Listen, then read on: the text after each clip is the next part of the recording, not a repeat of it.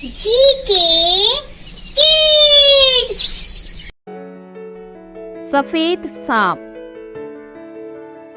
बहुत पुरानी बात है। एक राजा था जो अपनी बुद्धिमानी और ज्ञान के लिए अपने ही राज्य में नहीं बल्कि दूसरे राज्यों में भी बड़ा प्रसिद्ध था। संसार में ऐसी कोई वस्तु नहीं थी जिसका उसे ज्ञान ना हो। कोई भी चीज और कोई व्यक्ति भी उसकी नजरों से बच नहीं सकता था। उसकी एक बड़ी अजीब आदत थी।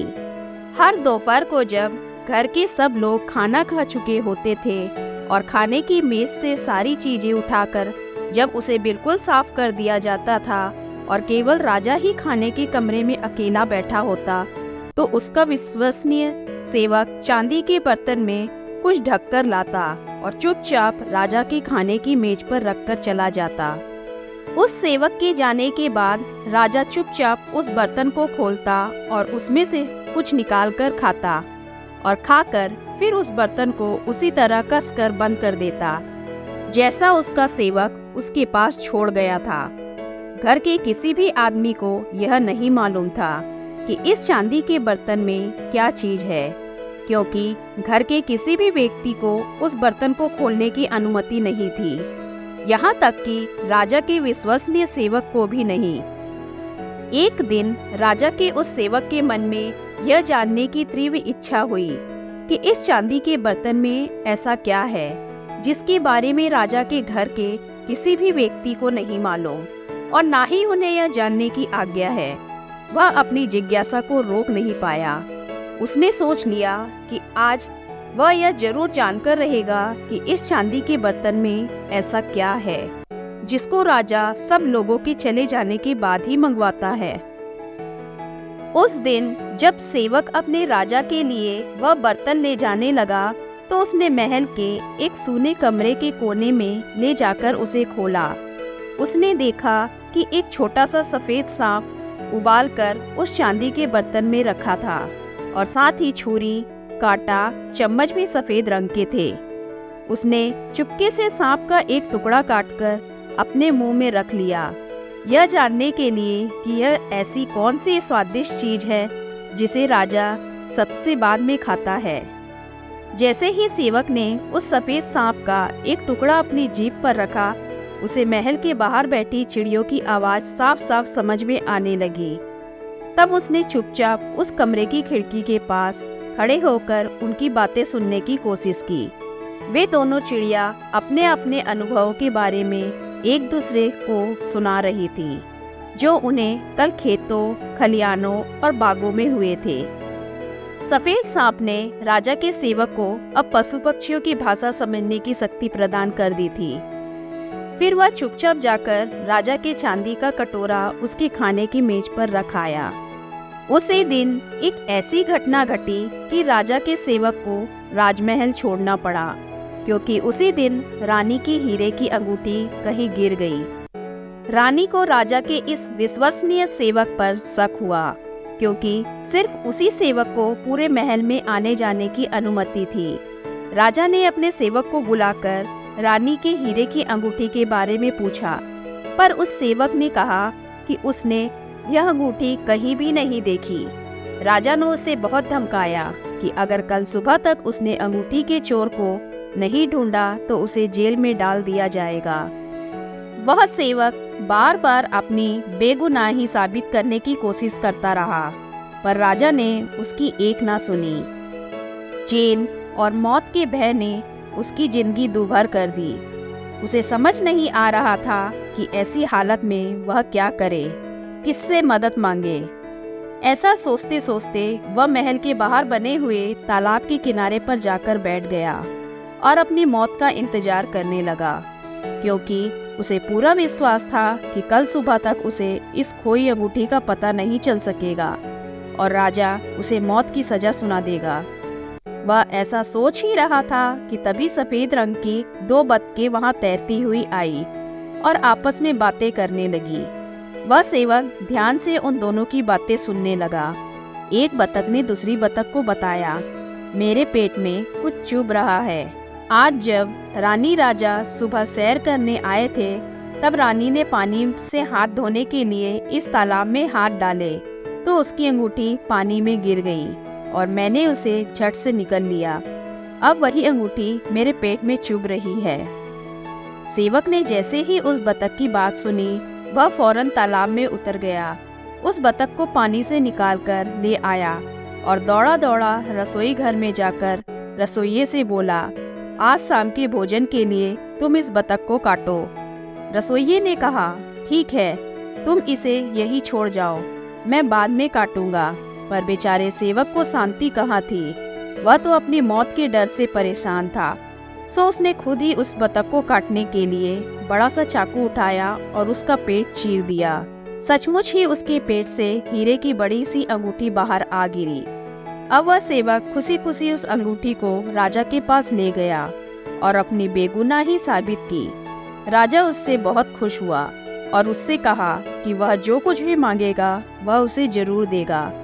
सेवक ने राजा से विनती की, हे महाराज, मैंने आपकी बहुत दिनों से बड़ी लगन और सच्चाई से सेवा की है, पर अब मैं कुछ दिनों के लिए छुट्टी पर जाना चाहता हूँ। इसके लिए मुझे कुछ धन की और तेज घोड़े की जरूरत है। अगर आप मुझ पर कृपा करें तो ये दोनों चीजें मुझे इनाम में दे दें। राजा ने उसकी विनती सहर्ष स्वीकार कर ली। राजा का सेवक यात्रा के लिए बहुत सारा धन लेकर और घोड़े पर सवार होकर देश विदेश की यात्रा पर निकल पड़ा।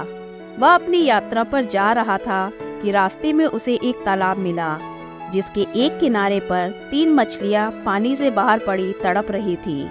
वह झट से घोड़े से उतरा और तीनों मछलियों को उठाकर तालाब में डाल दिया।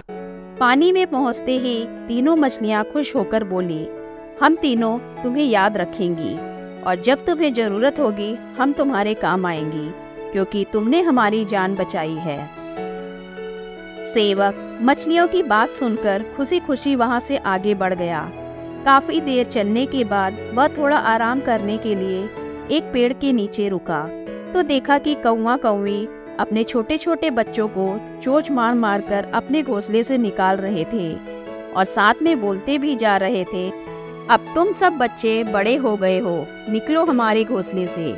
अब अपना भोजन तुम खुद ढूंढो, हम तुम्हें और नहीं खिला सकते।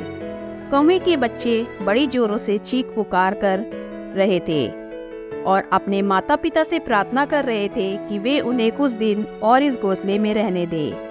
थोड़ा और बड़े होने पर वे खुद ही यह घोंसला छोड़ देंगे। कौवा उन्हें रखने के लिए तैयार नहीं था।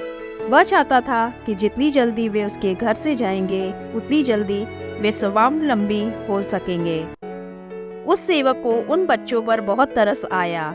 उसने अपने लिए जो खाने का सामान इकट्ठा किया था वह सब उस पेड़ के नीचे उन बच्चों के लिए छोड़ दिया और थोड़ी देर बाद वहां से उठकर चला गया। कौवे के बच्चों ने जब खाने का इतना सारा सामान देखा तो बड़ी ही कृतज्ञता से बोले, हम तुम्हें हमेशा याद रखेंगे और तुम्हारी इस दया का प्रतिदान जरूर चुकाएंगे, क्योंकि तुमने हमें भूखे मरने से बचाया है। उनकी यह बात सुनकर सेवक आगे चल दिया। चलते चलते वह एक बड़े से नगर में पहुंचा। इस नगर में चारों ओर बड़ी भीड़ थी और सड़कें भी लोगों से भरी थी। भीड़ से गुजरते हुए उस सेवक ने एक आदमी से पूछा, भाई, यहाँ पर इतनी भीड़ क्यों लगी हुई है? आदमी बोला, हमारे राजा की एक बेटी है। राजा अपनी बेटी के लिए कोई बहादुर और सुंदर सा वर ढूंढ रहे हैं, मगर उस लड़के को अपनी बहादुरी के करिश्मे दिखाने पड़ेंगे। कुछ नवयुवकों ने बहादुरी के कुछ कारनामे दिखाने की कोशिश की थी, पर उन सबको अपनी जान से हाथ धोने पड़े। सेवक वहां से राजमहल की ओर चल पड़ा। जब वह राजमहल के पास पहुंचा तो उसने राजकुमारी को अपने महल की खिड़की पर खड़ा देखा तो सचमुच बहुत सुंदर थी। उस सुंदर राजकुमारी के आगे यह जान क्या चीज है, खतरा मोल लेने में क्या हर्ज है। अगर मर गया तो सेवक की जिंदगी से छुटकारा मिल जाएगा और जीवित बच गया तो एक सुंदर राजकुमारी का पति बनकर ऐश करेगा। ऐसा सोचकर वह भी राज दरबार में पहुंचा और राजकुमारी से शादी करने का प्रस्ताव राजा के सम्मुख रखा। राजा उसे अपने सिपाहियों के साथ समुद्र के किनारे ले गया और समुद्र में एक सोने की अंगूठी फेंककर बोला, तुम इसे खोजकर वापस मेरे पास लाओ। अगर तुम बिना अंगूठी के लिए ऊपर आओगे तो तुम्हें अपनी जान से हाथ धोना पड़ेगा। वह सेवक समुद्र में घुसा, पर इतनी गहराई में डुबकी लगाना इतना आसान नहीं था। उसे उसी समय 3 मछलियों की याद आई जिनकी जान उसने बचाई थी। उसके याद करते ही वे तीनों मछलियां अंगूठी लेकर उसके सामने हाजिर हो गई। सेवक ने उन तीनों मछलियों को हृदय से धन्यवाद दिया और अंगूठी लेकर कुछ ही देर में समुद्र से बाहर आ गया। राजा यह देखकर बहुत हैरान हुआ। सेवक ने राजा की बेटी से विवाह करने की मांग की तो उसने दूसरी शर्त उसके सामने रख दी। राजा के सैनिक उसे महल के बाहर वाले बगीचे में ले गए। वहां पर उन्होंने एक बोरी में भरा बाजरा जमीन पर बिखेर दिया। राजा ने आज्ञा दी कि अगले दिन सुबह तक सारा बाजरा बोरी में भरा होना चाहिए, नहीं तो उसे अपनी जान से हाथ धोना पड़ेगा। मिट्टी से बाजरा बीनना भी कोई आसान काम नहीं था। पूरे दिन वह यह काम करता रहा, पर जब थक गया तो उसे कौवे के बच्चे याद आए। जैसे ही चारों तरफ अंधेरा छाया, वैसे ही कौवे के बच्चे उसका सारा बाजरा चुगकर बोरी में डालने लगे और सुबह तक बोरी बाजरे से पूरी तरह भर गई। वहाँ एक भी दाना जमीन पर नहीं मिला। दूसरी शर्त भी पूरी करने पर वह सेवक राजा के पास उसकी बेटी का हाथ मांगने गया, पर राजा अभी भी उससे अपनी बेटी की शादी करने के लिए तैयार नहीं था। उसने सेवक के सामने एक नई और आखिरी शर्त रखी, क्योंकि इस शर्त को पूरा करना किसी के बस की बात नहीं थी। राजा को पक्का विश्वास था कि उसकी नई शर्त को यह लड़का पूरा नहीं कर सकेगा। वह शर्त थी उसकी बेटी के लिए सोने का सेब लेकर आना। बेचारे सेवक को पता ही नहीं था कि सोने का सेब सचमुच होता भी है, और अगर होता है तो कहाँ होता है। वह इसी सोच में अपने घोड़े पर चढ़कर सोने के सेब की खोज में निकल पड़ा, पर कहाँ जाए। इसी सोच में वह उस राजा के राज्य की सीमा से बाहर आकर एक जंगल में घुस गया। चलते चलते जब वह थक गया तो घोड़े से उतरकर एक पेड़ के नीचे बैठकर आराम करने लगा। तभी एक सोने के सेब उसके सामने आकर गिरा। सेब देखकर वह बहुत हैरान हुआ। उसने ऊपर निगाह दौड़ाई तो कौवे के बच्चों को पेड़ पर बैठे देखा। उस सेवक ने उन्हें अपने पास बुलाया और उनसे उस सेब के बारे में पूछना चाहा, पर उन बच्चों ने कुछ नहीं बताया और बोले, हमने जैसे ही सुना कि तुम्हें सोने का सेब लाने की शर्त पूरी करनी है तो हम इसकी खोज में निकल पड़े, और बड़ी ही मुसीबतों के बाद यह हमें मिला और अब यह तुम्हारे सामने है। तुम इसे राजा के पास ले जाओ और राजकुमारी से विवाह कर लो, क्योंकि इस बार राजा और कोई शर्त नहीं रखेगा। यह सोने का सेब तुम्हारे लिए भी भाग्यशाली है। सेवक खुशी खुशी राजा के पास पहुंचा और सोने का सेब उसके सामने रख दिया। राजा के पास अब और कोई बहाना नहीं बचा। जो इस सोने के सेब को ले आया, इससे बढ़कर बहादुर और साहसी और कौन हो सकता है। यह सोचकर राजा ने खुशी खुशी अपनी बेटी का विवाह उस सेवक के साथ कर दिया। सोने का सेब भी उसी को इनाम में दे दिया, क्योंकि यह सेब उसकी बेटी के जीवन में खुशियां लाया था। धन्यवाद।